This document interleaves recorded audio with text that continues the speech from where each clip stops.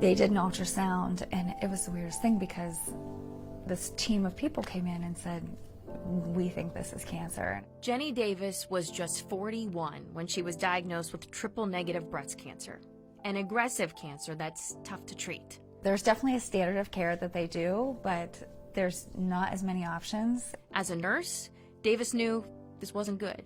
But as a mom of 3, she knew she had to fight. Her treatment started with 7 rounds of chemo, but with horrible side effects, her doctors decided it was just too much. He said, you know, I really think that we need to consider stopping this. And I had a breakdown. When because a doctor tells you you have to stop the treatment that you think is helping to save you, I'm That's sure right. the fear That's right. kicks in. That's right. I mean, I was terrified. She went on to have a double mastectomy and 26 rounds of radiation. But Davis wanted to do more.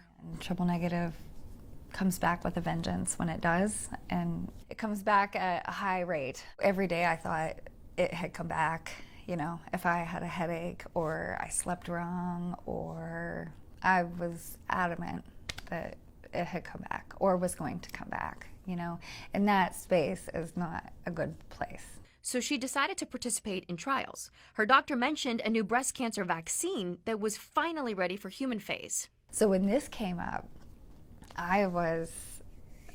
sign me up. On October 19th, 2021, she became the first person in the world to get the breast cancer vaccine. I wasn't scared because I asked them how many times did they see an anaphylactic reaction? How many times did they see something, really bad side effects? And the answer was 0. So I said, okay.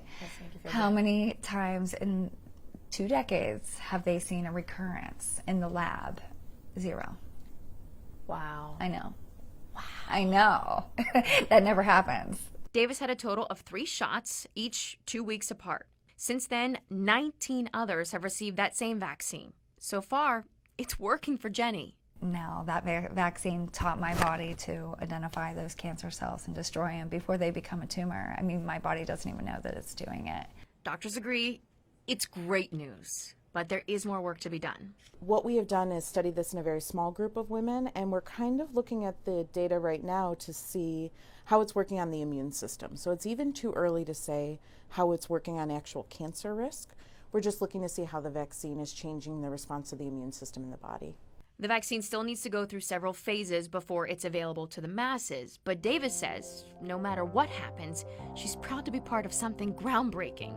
The grander picture is like my girls will get to take it, my grandchildren will get to take it, every woman and person I know, and everybody in the world one day.